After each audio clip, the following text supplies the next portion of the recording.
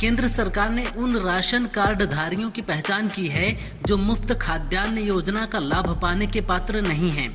इन लाभार्थियों में 94.71 लाख करदाता, 17.51 लाख 4 पहिया वाहन मालिक और 5.31 लाख कंपनी निदेशक शामिल हैं।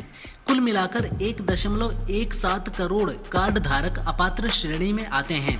केंद्र सरकार ने राज्यों को आदेश दिया है कि जमीनी स्तर पर सत्यापन कर इन लाभार्थियों का नाम राशन कार्ड से हटाया जाए। देश के लगभग 45 करोड़ लोगों को ऑनलाइन गेमिंग से आजाद कराने के लिए लोकसभा ने ऑनलाइन गेमिंग बिल 2025 को पारित कर दिया है।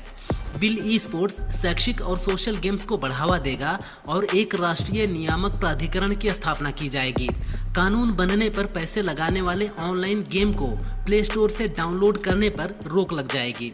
इसे ना मानने वाले लोगों पर जेल और भारी जुर्माना लगाया जाएगा। सुप्रीम कोर्ट ने कहा कि निर्वाचित सरकारें राज्यपालों की मर्जी पर नहीं चल सकती। अनुच्छेद 200 के तहत राज्यपाल विधानसभा से पास बिल को मंजूरी दे सकते हैं, राष्ट्रपति को भेज सकते हैं या पुनर्विचार के लिए लौटा सकते हैं। यदि विधानसभा दोबारा वही बिल पास करती है तो राज्यपाल को मंजूरी देनी होगी। वे अनिश्चित काल तक मंजूरी नहीं रोक सकते। बहुमत से चुनी गई सरकारें उनके विवेकाधिकार के भरोसे कैसे छोड़ सकते हैं।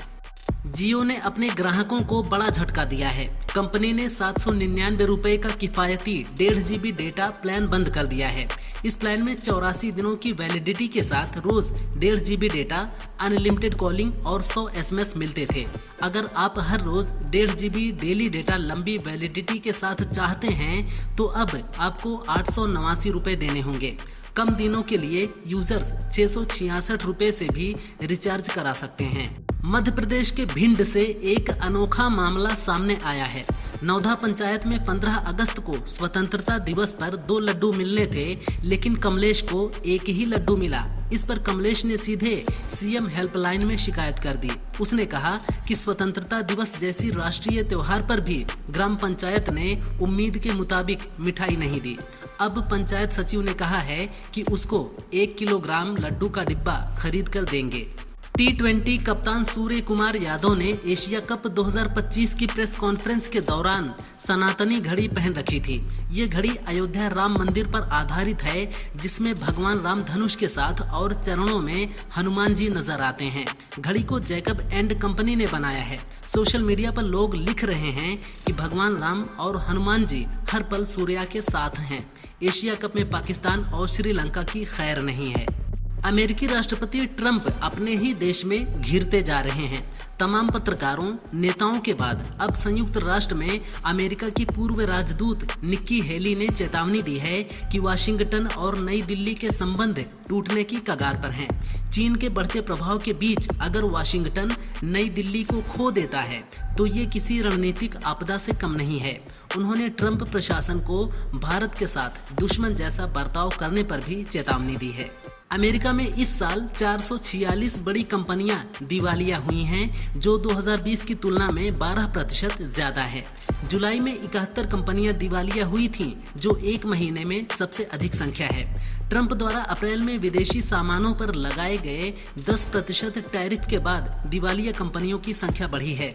स्मॉल कैप कंपनियों को सबसे अधिक नुकसान हुआ है। 2024 में 43% कंपनियां घाटे में हैं, जो 2008 के बाद सबसे ज्यादा है। मॉस्को दौरे पर गए भारतीय विदेश मंत्री एस जयशंकर ने भारत और रूस के संबंधों को सबसे मजबूत बताते हुए द्विपक्षीय व्यापार बढ़ाने का लक्ष्य दोहराया है।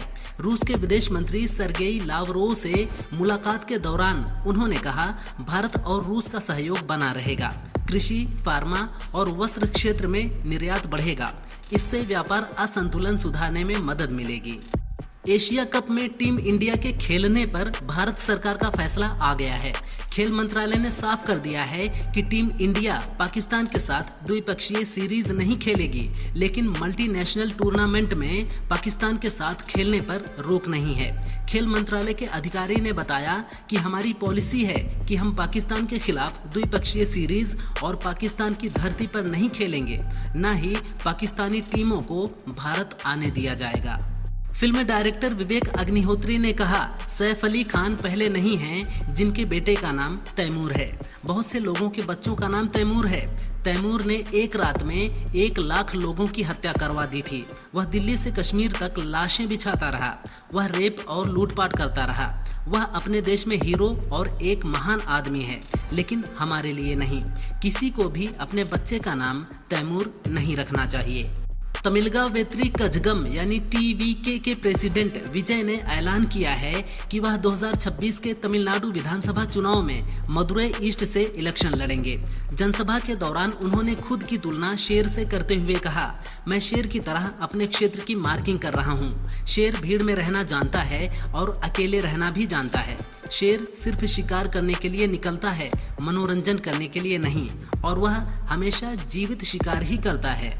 प्रधानमंत्री और मुख्यमंत्री को हटाने वाला बिल संविधान संशोधन बिल है, जो साधारण बहुमत के बजाय दोनों सदनों में 2/3 बहुमत से पास होता है। साथ ही संविधान संशोधन बिल को देश की 50% से ज्यादा विधानसभाओं में भी पास होना जरूरी होता है। आंकड़े देखें तो संसद के दोनों सदनों में 2/3 बहुमत अब बीजेपी के लिए दूर की कौड़ी है। लोकसभा में एनडीए के 293 और राज्यसभा में 132 सांसद हैं, जबकि लोकसभा में जरूरी आंकड़ा 362 और राज्यसभा में 160 है।